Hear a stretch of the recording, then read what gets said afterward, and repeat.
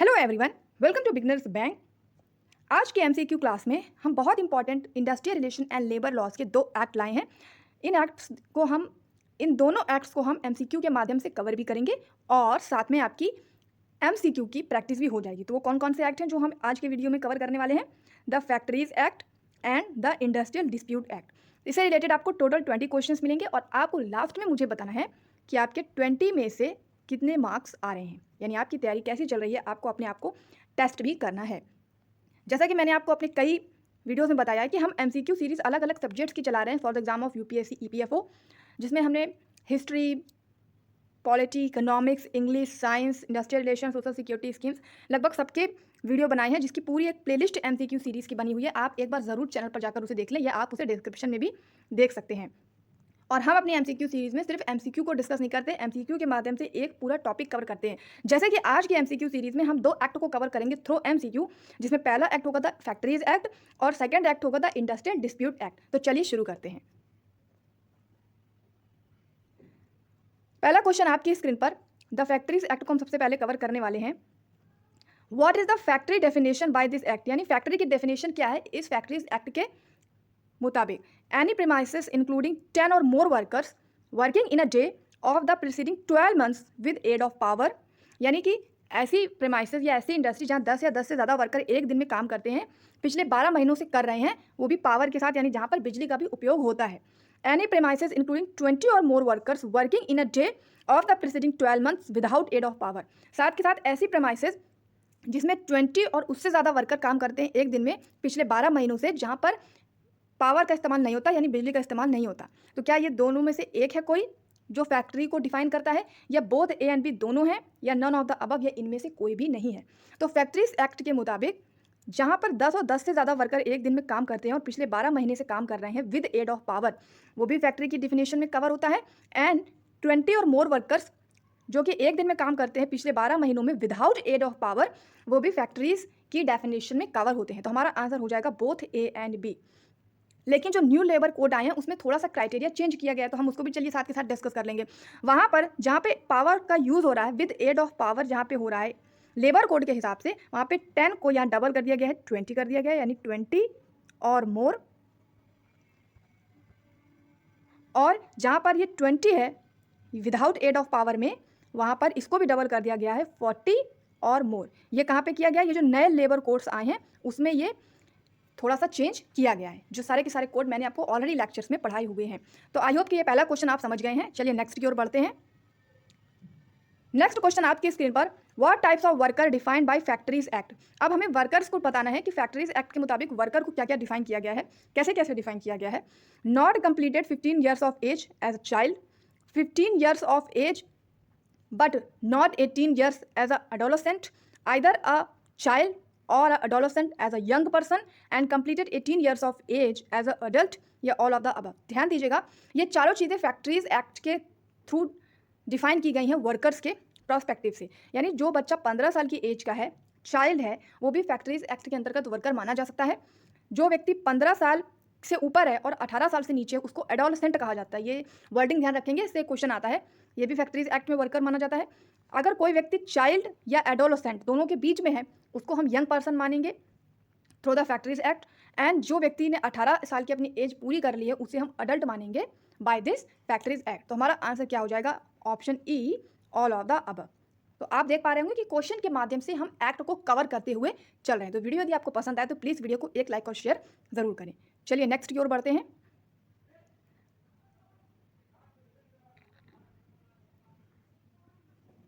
The factories act, how many weekly hours are working hours under this act, यानी कि weekly hours में कितने घंटे वीक में काम कराया जाएगा इस एक्ट के मुताबिक।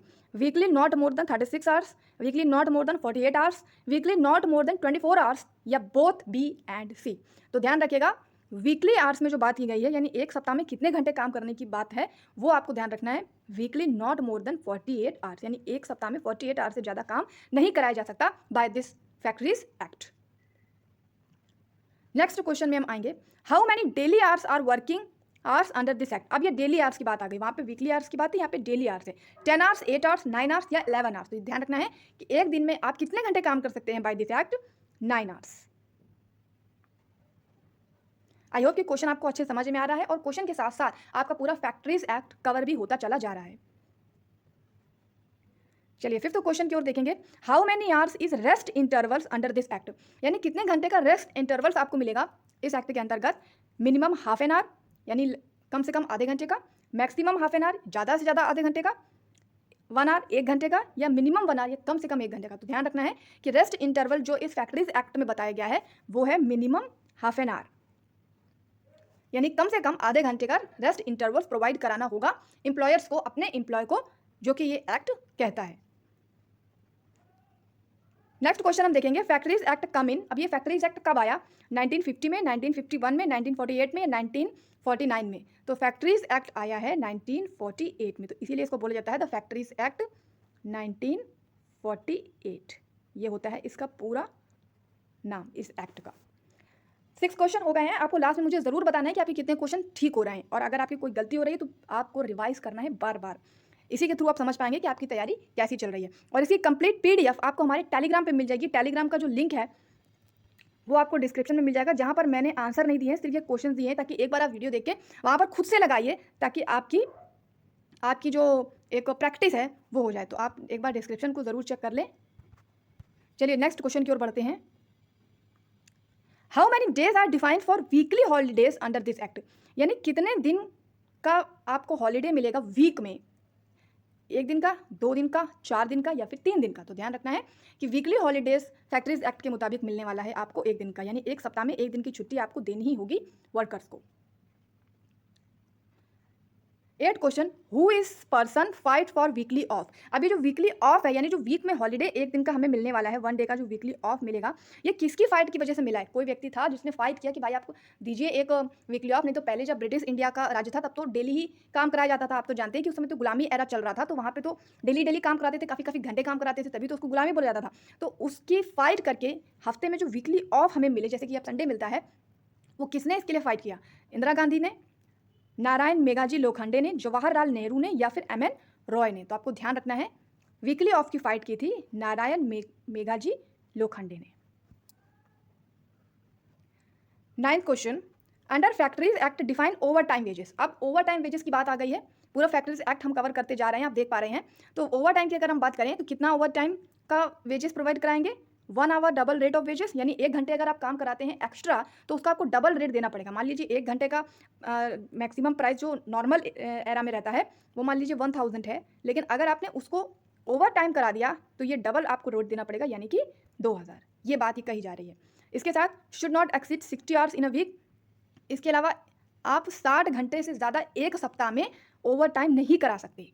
बोथ ए एंड बी दोनों बातें सही हैं, या ऑनली है, या फिर सिर्फ एक बात सही है अंडर फैक्ट्रीज एक्ट। आपको ध्यान क्या रखना है कि ओवर टाइम की अगर फैक्ट्री एक्ट में हम बात करें तो ये दोनों बातें ही सही हैं कि आपको 1 घंटे का डबल रेट देना पड़ेगा, और 60 घंटे से ज़्यादा आप एक सप्ताह में ओवर टाइम नहीं करा सकते। चलिए 10th क्वेश्चन में हम आ गए हैं। How many days of leave describe under factories act, यानी कितनी छुट्टियां मिलेंगी आपको, कितने दिन की छुट्टियां मिलेंगी इस फैक्ट्रीज एक्ट के मुताबिक। 1 day for every 20 days of work, यानी 20 डेज के वर्क के बाद 1 दिन की छुट्टी मिलेगी। 1 day for every 50 days, 1 day for every 10 days, and 1 day for every 25 days. तो आपको ध्यान क्या रखना है कि फैक्ट्रीज एक्ट के मुताबिक 1 day for every 20 days of work में आपको एक लीव मिलेगी। लेकिन जो चाइल्ड को भी रखते हैं ना, अभी हमने देखा था child, adolescent, young person and adult, तो ध्यान आपको ये रखना है कि चाइल्ड के केस में ये 50 डेज में एक छुट्टी मानी जाएगी, बट एडल्ट के केस में, एडोलेसेंट के केस में 20 डेज ही मानी जाती है, यानी 20 डेज में एक छुट्टी देनी कंपलसरी है। तो ये 10 के 10 क्वेश्चन हमारे हो गए, और हमारा यहाँ पर फैक्ट्रीज एक्ट पूरा का पूरा इन 10 क्वेश्चंस में कवर हो गया। अब इस 11th क्वेश्चन से हमारा नया एक्ट शुरू होगा, इंडस्ट्रियल डिस्प्यूट एक्ट 1947। तो चलिए अब देखते हैं कि इसके आपके कितने क्वेश्चन ठीक होते हैं। पहला क्वेश्चन आपकी स्क्रीन पर है, यानी कि 11th बट इस एक्ट के हिसाब से पहला। What is the meaning of industrial dispute. तो जब भी हम स्टार्ट करते हैं सबसे पहले यही जानते हैं कि ये एक्ट का मतलब क्या है। इंडस्ट्रियल डिस्प्यूट का मीनिंग क्या है, एनी डिस्प्यूट और difference between employers and employers, any dispute or difference between workers and workers, any dispute or difference between employers and employers, all of the above। तो देखिए इंडस्ट्री में कोई dispute हो जाए, यानी इंडस्ट्री में कोई लड़ाई झगड़ा हो जाए, तो भाई वो तो किसी के भी बीच हो सकता है। वो एम्प्लॉयर्स जो काम करने वाला है और एम्प्लॉयर्स जो काम देने वाला है, इन दोनों के बीच में भी कोई बात को लेकर झगड़ा हो सकता है, मनमुटाव हो सकता है, मतभेद हो सकता है। जो व्यक्ति वहाँ पे वर्कर काम कर रहा है या दूसरा वर्कर काम कर रहा है उनके बीच भी झगड़ा हो सकता है।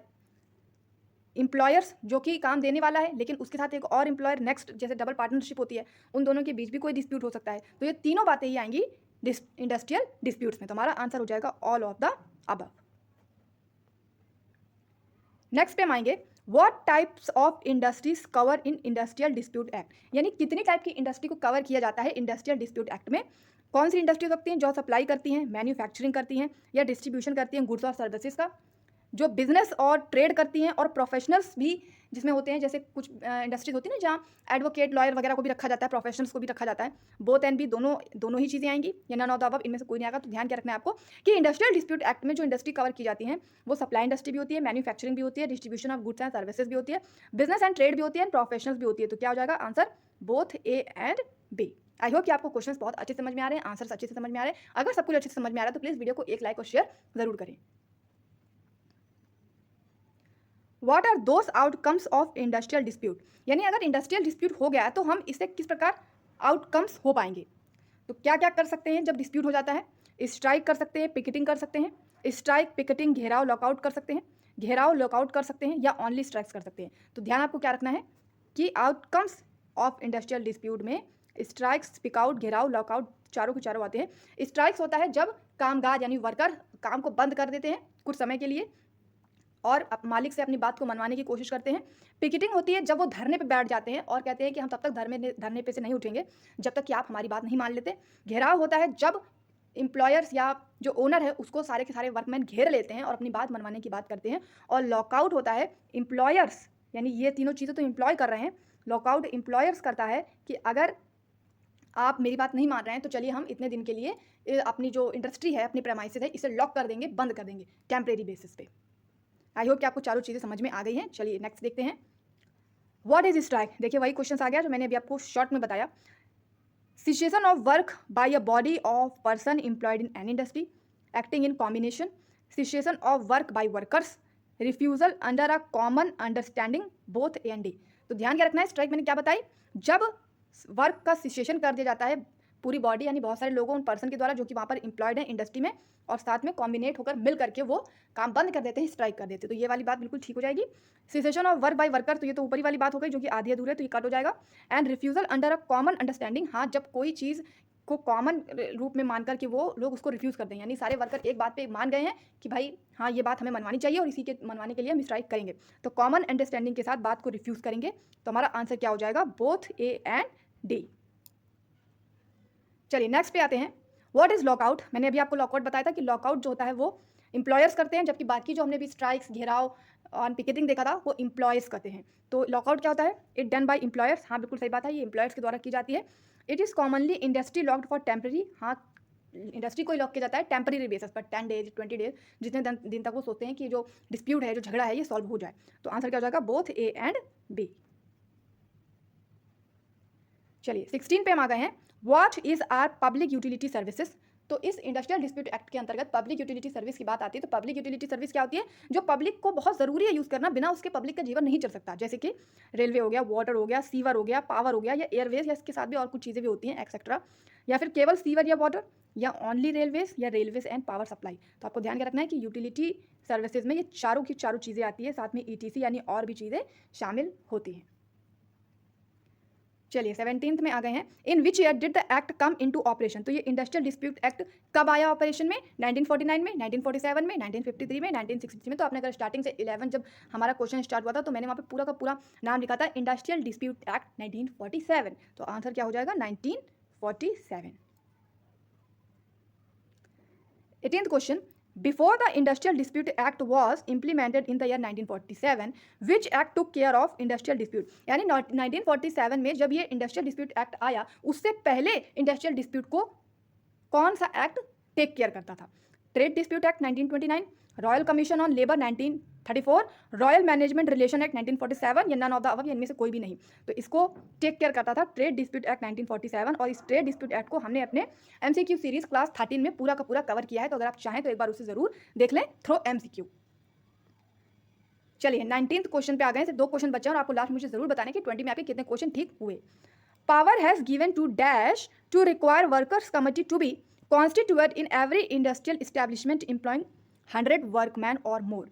यानी कि जो कमिटी है उसको कौन पावर देता है ताकि वो एवरी इंडस्ट्री को कॉन्स्टिट्यूट करे जहाँ 100 या 100 से ज़्यादा व्यक्ति काम करते हैं। क्या ये पावर अप्रोप्रिएट गवर्नमेंट के पास है, ये पावर स्टेट गवर्नमेंट के पास है, ये पावर हाई कोर्ट के पास है, या ये पावर बोर्ड ऑफ कॉन्सिलिएशन के पास है? तो आपको ध्यान क्या रखना है कि ये पावर अप्रोप्रिएट गवर्नमेंट के पास है। अप्रोप्रिएट गवर्नमेंट वो गवर्नमेंट होती है, जैसे आप देखते होंगे कि सेंट्रल गवर्नमेंट के पास कुछ टॉपिक होते हैं जिस पर वो लॉ बना सकती है, तो वो सेंट्रल गवर्नमेंट के अंतर्गत आए तो केवल सेंट्रल गवर्नमेंट जिस पे लॉ बना सकती है, तो उसे हम उस टॉपिक के थ्रू उसको बोलेंगे अप्रोप्रिएट गवर्नमेंट। और कुछ जैसे आप देखते होंगे कि स्टेट गवर्नमेंट के अंडर भी कुछ टॉपिक आते हैं, तो उसके थ्रू जो वो काम करेगी उसको स्टेट का अप्रोप्रिएट गवर्नमेंट बोला जाता है। आई होप कि आप समझ गए हैं। चलिए लास्ट क्वेश्चन पे हम आते हैं।